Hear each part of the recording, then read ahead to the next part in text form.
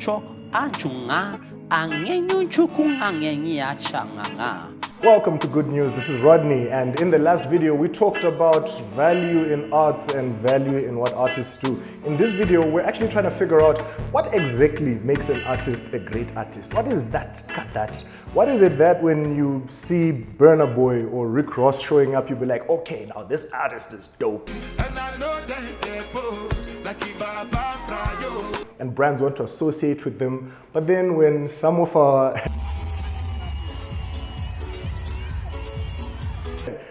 local artists, what is that thing? What is it that makes someone who has, say, an iPhone feel cooler than someone who has an Android? I'm sorry to the Android users out there.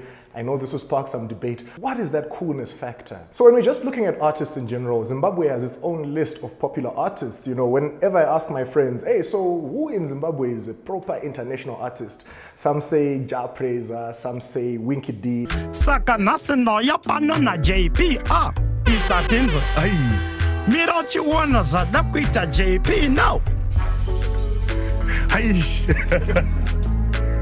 Baby hala. And currently nowadays, a lot of young people are saying there's Nati O is the most international artist Zimbabwe has ever seen. And what exactly do we mean when an artist is international? What is that Burna Boy thing, that Burna effect? And when we look at Nigerians in general, those guys, they've really blown up with their music. So I kept asking my friends, what is it that makes an artist international? What is the feel? Some of them would say, no, because Zimbabwean artists are not really good at English. I mean, I heard some comments that Ja Preza is a fantastic artist when it comes to vernacular music, and he's really emotional when it comes to that. But English, hey, I don't know how far true this is, and a lot of people say that because of this, he's not been able to exceed or break past the international barrier, and this might be up to a point. But where I now disagree is that when I look at Nigerian artists like Wizkid and Burna Boy and even Davido, these guys make music in vernacular. I mean, even when they're singing in English, I have no idea what they're saying. I mean, I have to say bye bye oh. What does that mean? What is Igbo and Shayo? Somebody tell us in the comments. But everybody in the whole world is singing along to this. So the argument about it being just a language thing, it falls to the floor for me. And I think there must be something else that we're missing. So let's take a look at branding. Public acceptance of a brand really signifies its success. That means if your brand is accepted by more people, say for example in an internationally accepted brand like Cristiano Ronaldo, who happens to have the most followed Instagram account on the planet, that means your brand has international success. It means people from different cultures, different walks of life, different languages, different tastes can all agree that this person is dope. How come Zimbabwean artists are mostly accepted by Zimbabweans, but take it out of the country or even out of the continent, it's just zero here? Are we saying that the more followers that you have, the more accepted you are? And the answer to that is yes, of course. If a lot of people are following you, it means a lot of people are trusting you. They know what you say inspires them. They believe in it. You're a force to be reckoned with. That means you are a brand. Did you know that Cristiano Ronaldo was paid $2.3 million for this photograph? Now that's a brand. Lionel Messi, who's also a brand, but probably not as big as Cristiano himself, got $1.7 million out of the photograph. And the photographer, do you even know who they are? She was paid $250,000. I mean, I would love to be paid $250,000 as a photographer, but just consider the value that's coming out of the brand here. The actual technical person who made the photograph possible was paid a tiny fraction of what the brands who are in the image actually were paid. Now, this is a clear demonstration of value by branding, by likes on social media. So, Reshua man, if you don't like, if you don't follow and subscribe, you're doing me, you know, this is actual money for me. So make sure you hit the subscribe button, make sure you like, and if you like this video and don't like it, just let me know in the comments. I want to make better videos for you with every single release. So clearly the more that people accept you and the more likes you have, the more trusted you are. And I believe this is a fact. I mean, these are actually individuals that can affect purchasing behavior. That's why brands are so addicted to them. That's why you find someone like MKBHD, every time he reviews a phone, I'm telling you that those phone manufacturers are on their toes, hoping for a positive review, because if that guy says your phone sucks, nobody's gonna buy it. The same goes for Mr. Who's the Boss.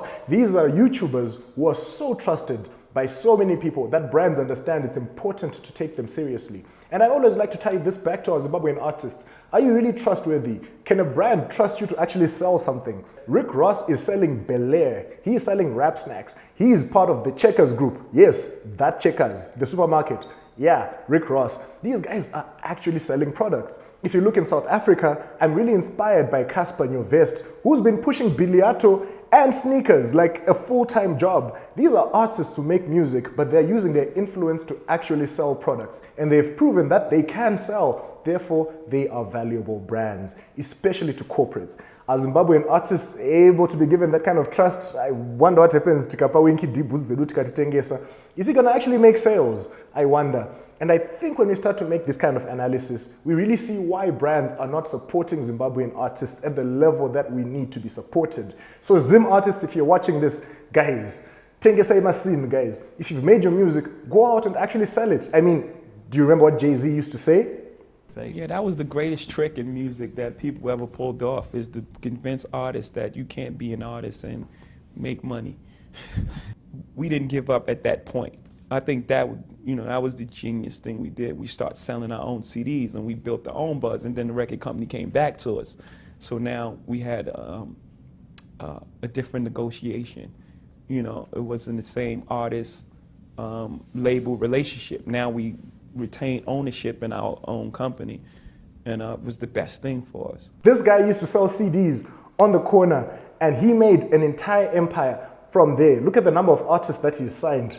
It's kind of crazy, but it all comes from your ability to sell, your ability to create a brand that people can love, that people trust in, and that people are willing to invest their minds and souls and hard-earned dollars into. That's why when you see Kanye West wearing an Adidas sneaker, you'll be like, oh my goodness, I want to wear that shoe that Kanye wears, because you feel like you're now part of the cool club, you're now part of the clique. And that right there is that intangible thing that we're talking about, a brand, that just makes value. Jay-Z said it best. He actually explained that whenever something is cool, it's an original idea. If you try to make popular music, copying what's popular at the moment and trying to fit into the white hot space of what's currently trending, you're already far behind, because that white hot space is very small. The most popular thing only lasts for a very short time before people are looking for the next cool thing. We're not trying to cater to a certain demographic. The discipline to not get caught up in the moment. Music is like stocks. There's the hot thing of the moment. Hot electro sound, hot auto-tune voice. Whatever's new and exciting, people tend to make emotional decisions. They don't stick with what they know, and then they jump on this next hot thing. I'm not gonna do that. I'm gonna mature with my music, the right decision. That is why hip-hop has always been about who's the coolest, who's got the newest shoe, who's got the latest beat, who's got the latest track, who's got the freshest cut. Something that has never been seen before has that swag appeal that people want to tap into.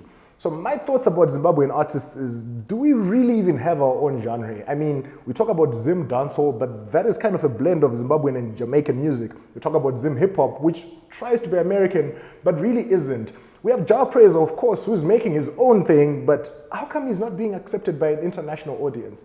Baby, hala. Kukoja, kungingoda. Jimbo, hala. Yo, no made up dance all living. Wagwan my baby pana plus ya gozode. Karwande so baby conditions are ubide. What is it that the Nigerians have been able to do, which is to create their own thing, that Afro-pop thing, which sounds like nothing else on earth, but is so cool that I can drive around bopping to Wizkid or bopping to Bena, but I can't exactly do the same thing with Sungura. I know this is a lot of controversial stuff I'm saying, but I truly believe if we objectively look at this, we can find that secret sauce to branding. When I try to look at Zimbabwean personalities that are actually cool, I can only think of maybe a handful of them, but they're not really musical artists. One of the coolest Zimbabweans I can think of is Tinashe Mtarisi. And he drives a Tesla, he sells paint, but because he's cool, every time he makes a promotion on his Facebook page, he sells out in hours. Coolness can actually sell. And like him or not, Passion Java is really, really cool. Even though a lot of people find him controversial and don't quite support some of his views. And to be honest, when you see things like this, it's kind of questionable. Brikatia, Matea, Mansotso, Mansusunya Mautetina Mungeke, Mahumba, Mahumba, Mahumba, Muyesia Bahoshe, Jangli Katili Gasto Daba. Mahanga, hanga, hanga, hanga, hanga, hanga, hanging, But in spite of that, he's still a cool guy and a lot of brands support him and like him. That's why every time he puts something out, the whole of the country knows about it and everybody's talking about it for weeks. Like it or not, coolness works. I mean, Kanye said it best. It's time we're told that it's okay to be great. It's okay to be amazing. The time is now for it to be okay to be great. people in this world shun people for being great, for being a bright color, for standing out. But the time is now to be okay to be the greatest you. I'm trying, man. I'm doing okay. I'm trying, you know. Like you're lying. You see, this is what I mean by Nigerians. We don't lie unless we want to scam you. I've never met a Nigerian who's gonna be like, no, I'm not killing it if they're killing it. If you're killing it, like, you should be happy.